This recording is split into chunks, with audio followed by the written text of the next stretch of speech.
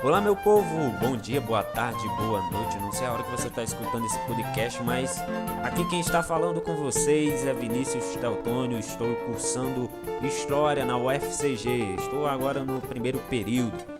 E o tema desse podcast é um tema muito relevante e muito importante para a nossa cultura, principalmente a cultura musical, isso mesmo. E eu estou falando, inclusive, do ritmo musical conhecido como o choro, exatamente. E a gente vai aprender sobre o chorinho agora, mas só depois da vinheta.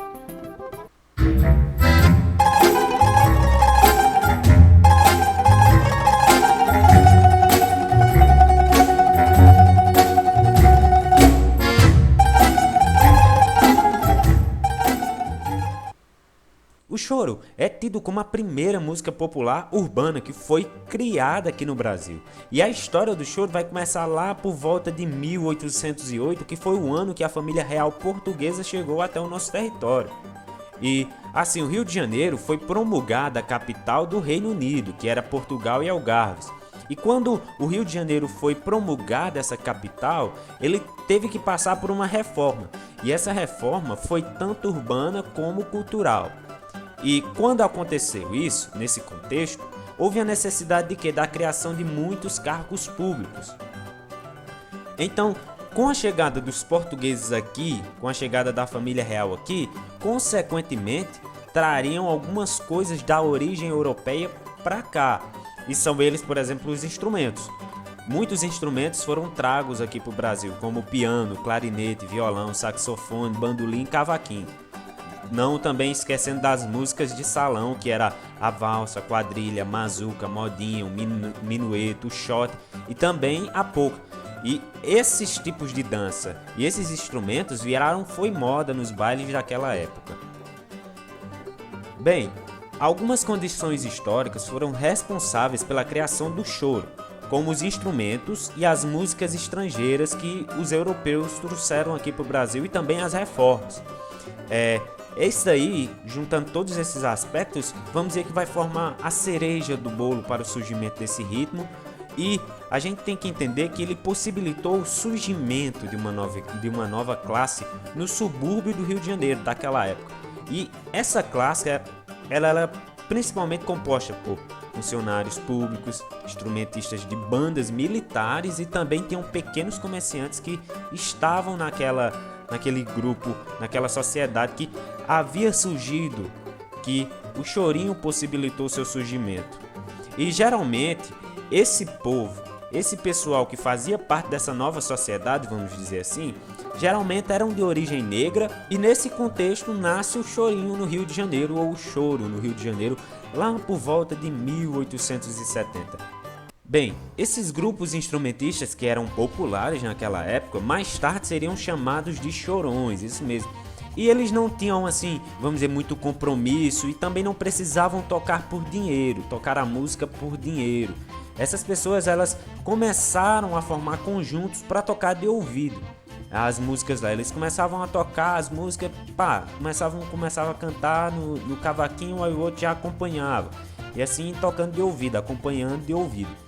E juntamente com alguns ritmos africanos, já que estavam enraizados aqui na nossa cultura brasileira, assim como o batuque e o ludum, eles passaram a ser tocados de maneira brasileirada pelos músicos.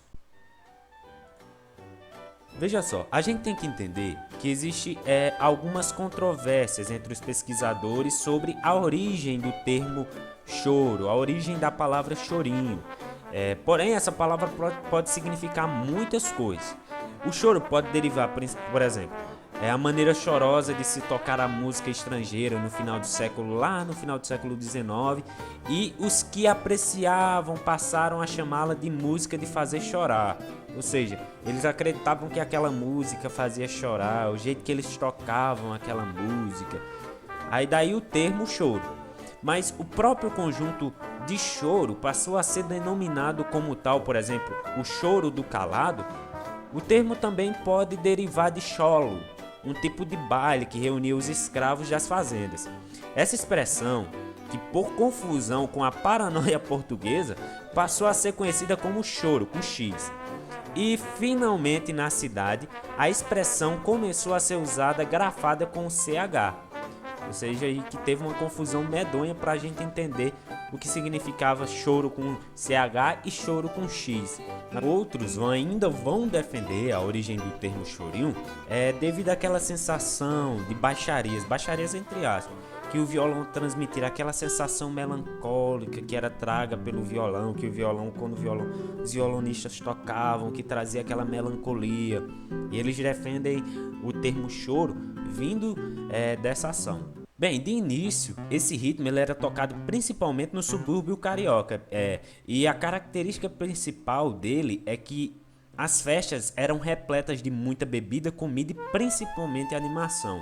E graças a isso ele ficou conhecido como o famoso pagode de quintal. As mais antigas referências a esse grupo mencionam artistas como o flautista Calado. E quem era Calado? A gente tem que entender que ele teve grande conhecimento musical e graças a esse grande conhecimento musical ele reuniu em torno de si os melhores músicos da época que tocavam simplesmente por prazer e descompromisso de fazer música, ou seja, eles não tinham obrigação de fazer, eles faziam porque eles gostavam,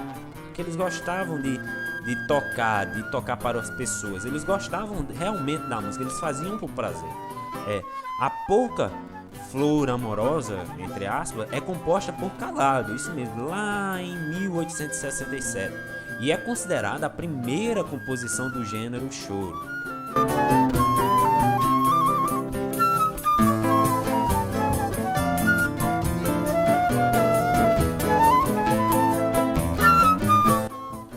Nesse grupo musical fez parte também grandes nomes como Viriato Figueira e a maestria Chiquinha Gonzaga, que a gente tem que entender que ela foi a pioneira, como a primeira chorona, compositora e pianista do gênero.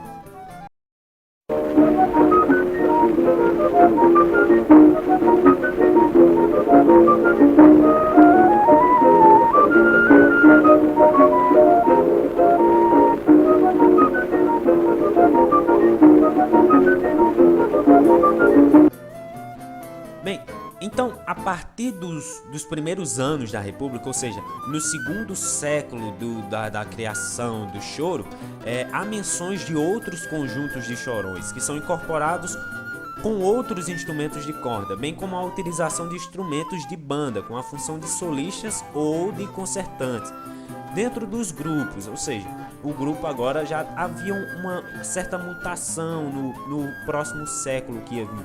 Tinha uma nova mutação no estilo da banda. E eram os casos do bandolim, da bandola, da bandurra, do bombardino, do bombardão, do clarinete, do flautim, do ofíclide, do pistão, do saxofone e também do trombone. Era a participação ocasional ou improvisada desses instrumentos que eu citei que determinava a função de cada um no conjunto musical, que era determinada de acordo com a capacidade do executante, tanto se incumbindo do solo, como também a gente poderia ir como o contracanto ou mesmo as duas coisas alternadas. Agora veja só, durante os anos iniciais do século XX, o choro não passou apenas para intitular um ritmo musical genuinamente brasileiro, mas ele sim agora passou a atribuir as composições dos chorões, ou seja, já fundia aí, já surgia um novo ritmo genuinamente brasileiro chamado de choro, agora era oficial, era o choro. E o choro vai entrar no seu terceiro século de existência, que era o século XXI. E com uma bagagem de mais de 130 anos, completamente firmada como um dos principais gêneros da música brasileira.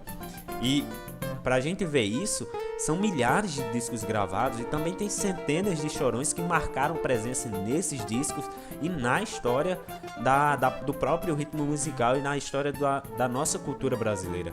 E o choro, além de ele ser um gênero musical muito rico e muito complexo, é também um fenômeno artístico aqui que surgiu aqui no nosso Brasil, que tem o DNA verde e amarelo. Ele é um fenômeno histórico que causou história, que a gente até hoje fala do chorinho, e também social, porque ele abrangia a sociedade, principalmente suburbana do Rio de Janeiro lá naquela época. E a gente tem algum dos mais conhecidos e importantes chorões do presente e do futuro, que a gente também devem ser lembrados. O futuro que eu falo é o presente de hoje, que a gente deve lembrar, que são eles: o Joaquim Calado, Anacleto de Medeiros, Ernesto Nazarete, Patápio Silva, João Pernambucano, Pixinguinha, Luiz Americano, Vila Lobos, Radamés Guenatali, Valdir Azevedo e Jacob do Bandolim.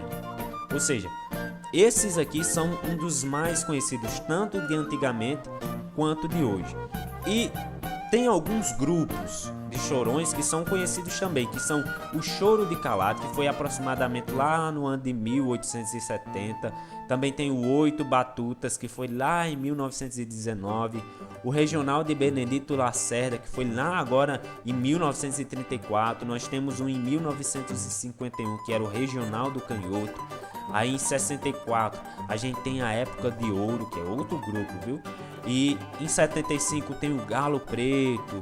Os Carioquinhas surgiram lá por volta de 1977. Nós temos Nó em Pingo d'Água, que já é de 79. E nesse mesmo ano, em 79, também surgiu o Camerata Carioca. Bem, eu espero que você tenha entendido um pouco da nossa história, um pouco da nossa cultura musical, do nosso ritmo musical genuinamente brasileiro, do chorinho, que até hoje é história, que até hoje é um fenômeno histórico, social, que dura nos nossos ritmos musicais, que a gente nunca deixe que esse ritmo morra, que é um ritmo rico em música, em melodia, enfim. Então, eu espero que você tenha gostado desse podcast. Se você gostou, dá 10 aí.